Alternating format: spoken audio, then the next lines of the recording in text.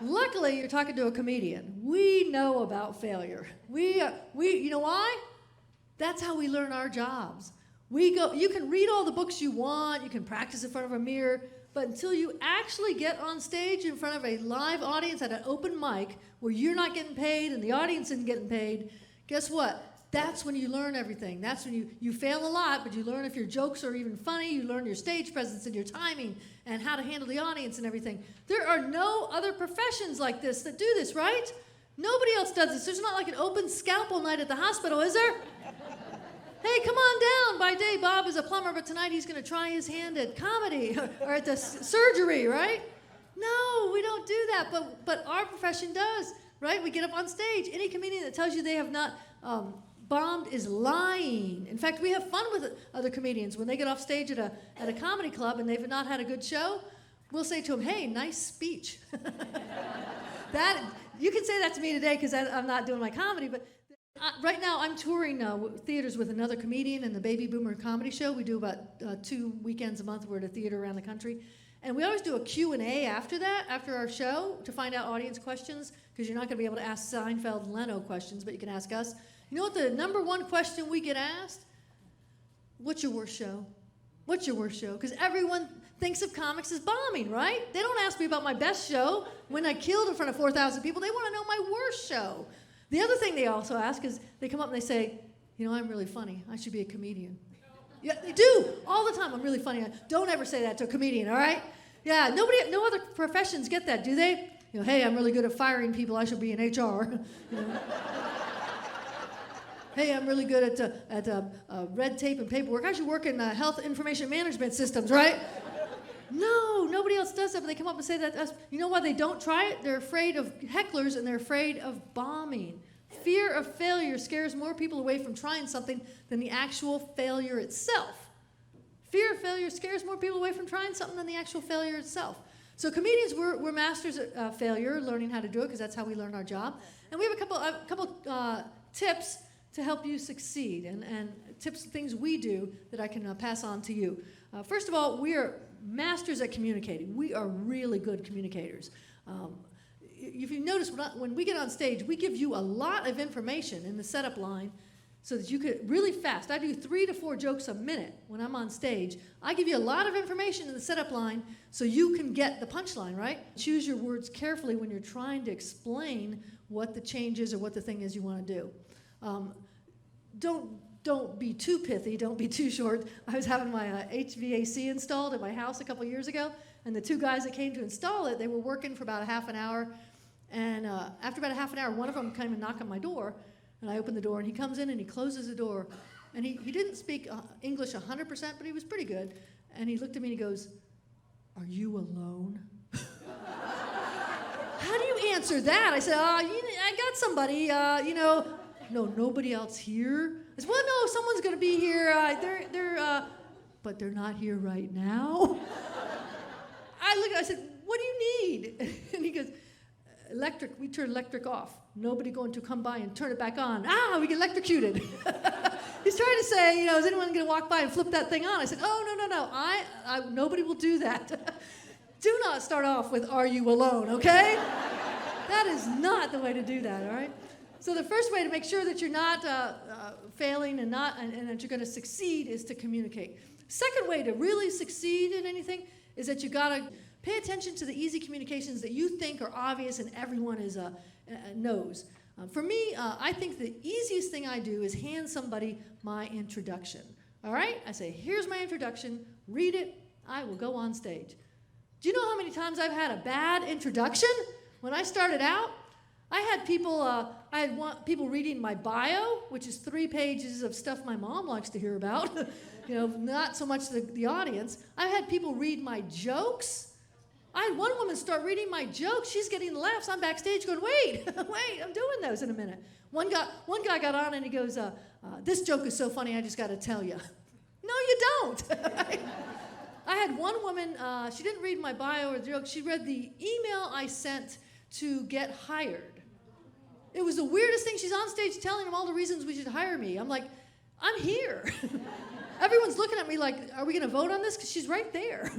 Like, I flew in for this. I'm going on stage, right? I've had people try to be funny. I had one woman get on stage, and this was my introduction. And now we got a comedian. She better be funny or we're not paying her. And she walked off stage. I know, it's a little bit of pressure on me, right? Luckily, I was funny and I got paid. But, one guy, he wanted to get everyone quiet because he couldn't get everyone quiet. So he got on stage and he yelled at them. He goes, "Okay, everyone, shut up. We got a comedian here. She's really funny now. Shut up." And he walked off stage. I'm like, that's a little bit of pressure. And talk about people being hostile. Yeah, you can't be funny after that. Now I got to be funnier than whatever they were talking about with their friend, right? I also, I do a lot of office humor, so sometimes I go by the work lady. I've had people introduce me as the working girl. I know, I get on stage, people are wondering what kind of entertainment that they've hired. She doesn't look like one. She at the brothel this woman owns. I had probably the funniest introduction. A guy remembered that I have written for things like The Tonight Show and stuff. Well, he remembered I was a writer. He forgot that it was like The Tonight Show and stuff. He tried to wing it. He went out and he was very nervous. He goes, "And now, coming to the stage is a writer for Reader's Digest." People are looking at him like, can't anyone do that? You just send in an article, My friend Rocky's back there going, "You should tell him you're a reader for Writer's Digest." But I realized with all these bad introductions, I realized that people don't understand how to introduce a comedian because they don't do it every day. The thing I think is so easy, they don't understand. So now I give them a little sheet that explains, don't read my jokes. Read what I give you, don't just grab anything like the email I sent. Don't tell my jokes, don't scream at the crowd, why don't you just flip the lights or something? And I get a lot better introductions. So watch the easy communications that might be tripping you up. And the things that you think that people, should know and whatever. Now, my next point, find sort of a failure net. What do I mean by that? You've got to find, what happens when you start failing? What happens when you start making mistakes? It sort of snowballs, doesn't it? It sort of snowballs and you can't stop. Find something that calms you down, something that gets you to stop and take a breath. When I started with comedy, I would bring a bottle of water up on stage. I was only doing 3 or 4 minutes on stage, right? I don't need to drink water, but it was because it was my failure net. If I started bombing or I was having an issue or with somebody or some problem, I'd take a sip of water. In comedy clubs, when I started out, they had, if you were having a problem with a heckler, you were going back and forth and finally it was just getting old, you would order a gin and tonic. And the bouncer would know to come and get the person and take them out. I never got a gin and tonic. Wouldn't it be nice if you could just stand in your office and scream, "Gin and tonic"? and they would bring you one and kick the person out that's causing problems? Well, that was our code word. So find something that calms you down. I would do a bottle of water. When I started doing keynotes, 12 or 14 years ago, I was used to doing jokes, 3 to 4 jokes a minute. And it was hard to talk and not just be doing jokes.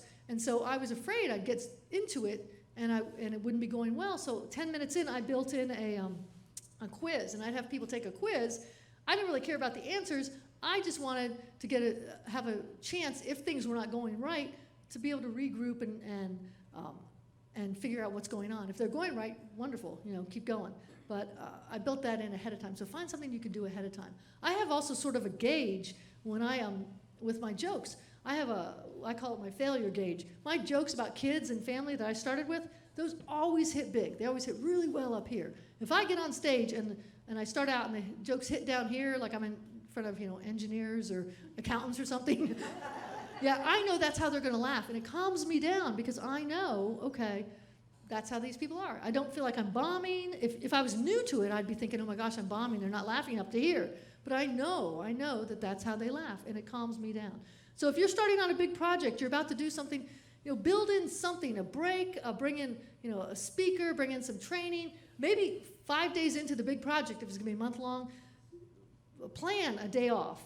I know that sounds counterintuitive, but plan a break for yourself so that if things aren't going well, you can have a day or half a day to figure things out, to connect with your network, to do something so that you're not continuing on this path. You don't have to take the day off if you don't need it, but you might be really happy the minute you get the big project, I'm taking a day off 5 days in, or half a day off, just so you get some time, some mental space to stop it and to put the brakes on if things aren't going well.